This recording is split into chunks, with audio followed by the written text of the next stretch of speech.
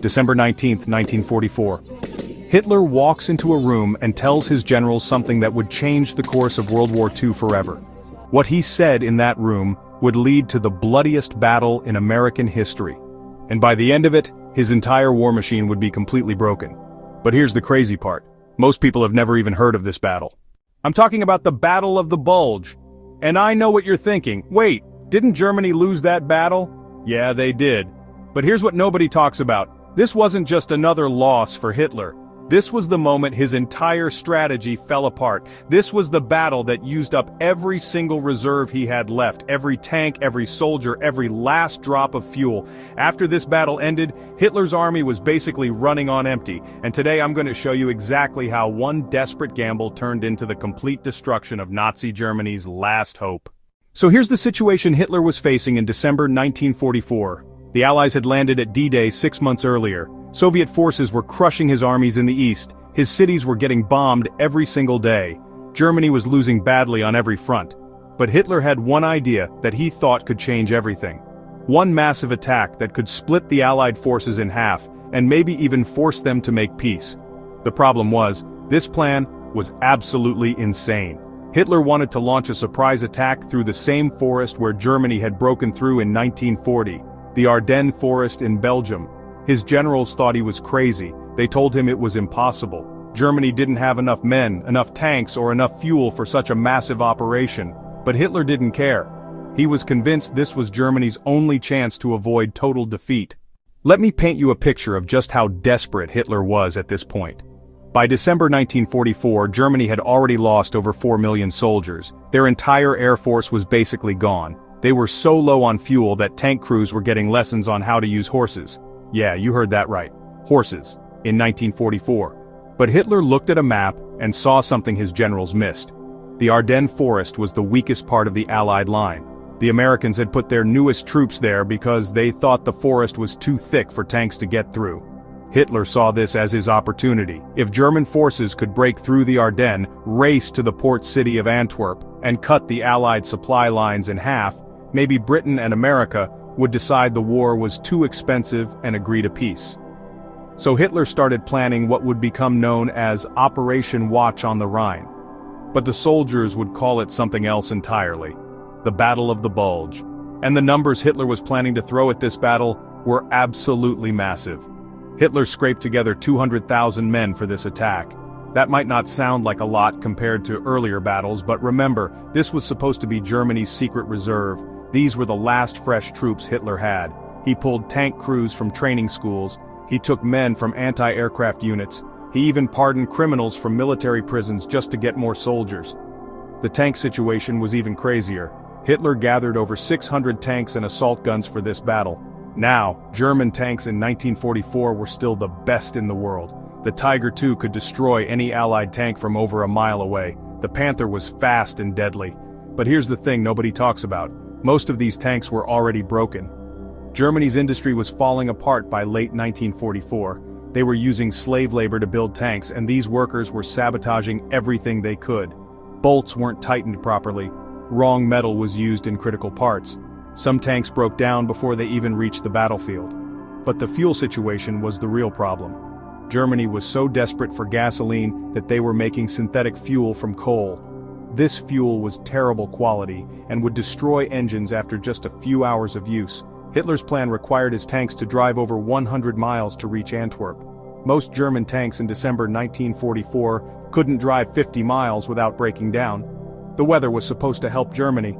Hitler specifically chose December because he knew Allied planes couldn't fly in winter storms. For the first few days of the battle, thick clouds and snow would keep American bombers on the ground.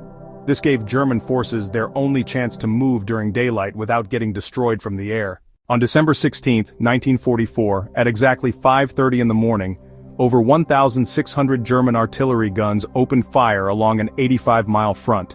American soldiers who were eating breakfast or still sleeping were suddenly thrown into the biggest battle they'd ever seen. The ground shook so hard that men were knocked off their feet miles away from the actual explosions. What happened next was total chaos. German forces punched through American lines in dozens of places. Entire American units were surrounded and cut off. Some fought to the last man. Others surrendered after running out of ammunition. In the first 3 days of the battle, over 20,000 American soldiers were captured. But here's where Hitler's plan started falling apart. Remember those American troops that Hitler thought were green and inexperienced? Turns out many of them were veterans who had been fighting since D-Day. And even the new guys refused to give up easily. Take the 99th Infantry Division. These were mostly teenagers who had never been in combat before. When German tanks started rolling toward their positions, they could have easily run away. Instead, they dug in and fought for every single inch of ground. They slowed the German advance so much that Hitler's timetable was completely destroyed. The most famous example was the town of Bastogne. This tiny Belgian town sat at the center of a road network that German forces absolutely had to control. The 101st Airborne Division was surrounded there by 4 German divisions. The Germans demanded surrender. The American commander, General McAuliffe, sent back a one-word reply: nuts. The siege of Bastogne lasted 8 days. German forces threw everything they had at this small town: artillery bombardments that lasted for hours, tank attacks from multiple directions, infantry assaults in the middle of blizzards. But the American paratroopers held on. They were running out of food, ammunition, and medical supplies. Wounded soldiers were lying in the snow because there was no room in the aid stations. But they didn't give up. Meanwhile, Hitler was getting more and more frustrated back in Germany. His generals were calling him every day with bad news. The attack was behind schedule. Fuel supplies weren't reaching the front lines. American resistance was much stronger than expected. But Hitler kept ordering his commanders to push forward no matter what the cost. This is where you can see Hitler's strategic thinking completely break down. A smart commander would have called off the attack after the first few days when it became clear the plan wasn't working. But Hitler was so desperate for victory that he kept throwing more and more resources into a battle he couldn't win.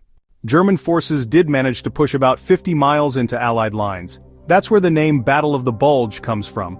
The German advance created a huge bulge in the front lines that you could see on any map. For a few days, it looked like Hitler's gamble might actually work. But then, the weather cleared up on December 23rd. American and British planes took to the sky and started destroying everything that moved. German supply trucks were getting bombed faster than they could be replaced. Tank units that had been advancing for days suddenly found themselves completely out of fuel in the middle of enemy territory. And this brings us to the moment that ended Hitler's dreams forever. December 26, 1944. General Patton's Third Army smashed through German lines and reached the surrounded paratroopers at Bastogne. The siege was broken. But more importantly, this was the beginning of the end for the entire German offensive. Hitler had bet everything on this attack. Every reserve division, every tank that still worked, every gallon of fuel Germany could produce. When the Battle of the Bulge failed, Hitler had nothing left. Absolutely nothing. The numbers tell the whole story. Germany lost over 120,000 men in this battle. They lost over 600 tanks and assault guns. They used up fuel reserves that had taken months to build up. Most devastating of all, they lost their last experienced tank crews and pilots. These were men who had been fighting since 1940 and couldn't be replaced. Meanwhile, American losses were heavy but not crippling. The US lost about 90,000 men killed, wounded, and captured. But here's the difference. America could replace these losses. Fresh divisions were arriving in Europe every month. New tanks were rolling off assembly lines back home. Germany couldn't replace anything. After the Battle of the Bulge ended in January 1945, Hitler's military situation became hopeless. Soviet forces started their final offensive in the east and were racing toward Berlin. American and British forces crossed the Rhine River and were driving deep into Germany. Hitler's armies were fighting on multiple fronts with no reserves, no fuel, and no hope of victory. So that's how one battle ended Hitler's dreams forever. The Battle of the Bulge wasn't just another German defeat. It was the moment Hitler gambled everything he had left and lost it all. Before this battle, Germany still had experienced troops, working tanks, and fuel reserves. After this battle, Hitler's army was essentially finished as an effective fighting force. The irony is that Hitler's desperate gamble to avoid defeat actually guaranteed it. If he had kept his reserves and used them to defend Germany's borders, the war might have lasted months longer. Instead, by throwing everything into one massive attack that failed, Hitler made sure that Nazi Germany would collapse completely within 4 months. This is why military historians consider the Battle of the Bulge to be the real end of Nazi Germany, even though the war continued until May 1945. Everything that happened after January 1945 was just the final collapse of a military machine that had already been broken in the snowy forests of Belgium. Hit that subscribe button to see more battles that changed history.